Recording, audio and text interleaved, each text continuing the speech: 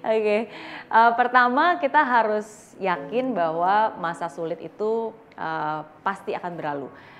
Sesuatu yang baik, sesuatu yang berawal dengan kebaikan selalu akan berakhir dengan kebaikan. Kalau sekarang hasilnya belum baik, itu artinya belum berakhir. Lalu itu belum berakhir, berarti masih ada kesempatan.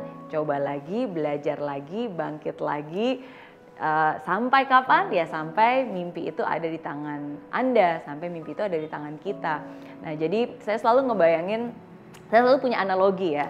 Analogi seperti ini, kalau kita ingin sukses dalam hidup, kita harus mengambil resiko. Sama seperti kita masuk ke ring tinju. Begitu kita masuk ke ring tinju, kita tahu bahwa resiko kita adalah sudah pasti kita akan terpukul. Kalau terpukul itu pasti sakit, sudah pasti kita akan babak belur.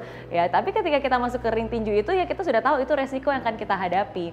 Nah, sekarang pertanyaannya, ketika kita terpukul dan ketika kita terjatuh, apakah kita dinyatakan KO? Enggak. Kapan kita dinyatakan KO? Ketika kita terpukul, jatuh, terus wasit menghitung 1, 2, 3 ya kan sampai hitungan 10. Kalau kita nggak bangkit lagi, baru akhirnya KO dan kita dinyatakan kalah gitu. Dan menurut saya hidup juga seperti itu. Kadang kita terpukul, kadang kita sedih dan butuh waktu sebenarnya untuk kita tergantungkan jenis pukulannya. Kadang ada pukulan ringan yang membuat kita gampang, sedih dikit, makan es krim bisa happy lagi. Tapi ada juga pukulan yang bertubi-tubi yang membuat kita wah hancur bertubi-tubi gitu kan. Tapi asalkan saya bisa bangkit sebelum hitungan yang ke-10, saya masih punya kesempatan untuk membalikan keadaan. Asalkan saya bangkit sebelum hitungan ke-10, berarti saya belum kalah. Jadi itu sih cara saya. Harus cepat sadarnya, cepat bangkitnya, supaya cepat menangnya.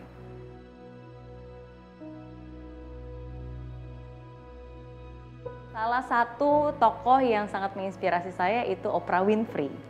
I love Oprah Winfrey. Dan kenapa saya suka banget dengan Oprah Winfrey? Karena yang pertama dia adalah seorang wanita, wanita yang lahir dengan begitu banyak kesulitan, begitu banyak keterbatasan, tapi justru dengan kesulitan dan keterbatasannya itu dia sekarang bisa menjadi wanita yang sangat powerful, sangat influential, ya probably one of the first billionaires, women's billionaire yang ada di dunia, dan dia menggunakan apa yang dia punya untuk memberikan dampak positif bagi orang-orang sekitarnya lewat Oprah Winfrey Show, lewat beasiswa yang diberikan, lewat foundationnya gitu. Jadi saya admire Oprah Winfrey karena menurut saya juga ingin menjadi sosok wanita yang tangguh, yang influential, yang bisa berdampak.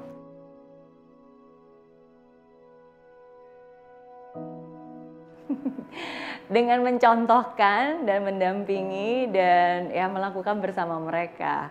Ini pengalaman dari seorang ibu dari 2 anak.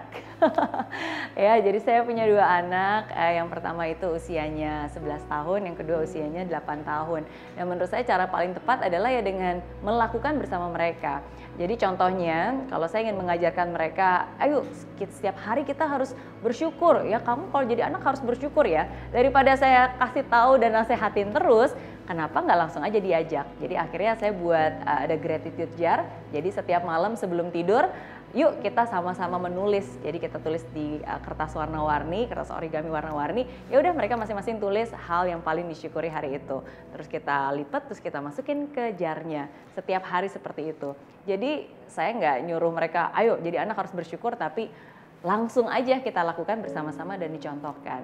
Ya itu hanya salah satu dari begitu banyak hal yang kita lakukan bersama dengan anak-anak. Dan menurut saya itu cara yang paling efektif dan efisiensi untuk mendidik anak.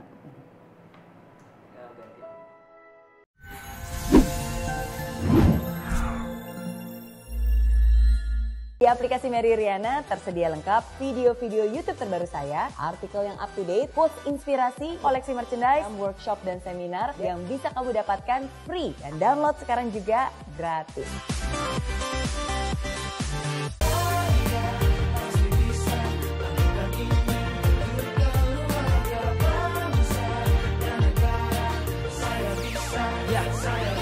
Laksana bumi tanpa hujan, hidup tanpa tujuan. pertemuan kering dan mati tanpa hijaunya tumbuhan. Demikian kalau mimpi tak kunjung terjadi.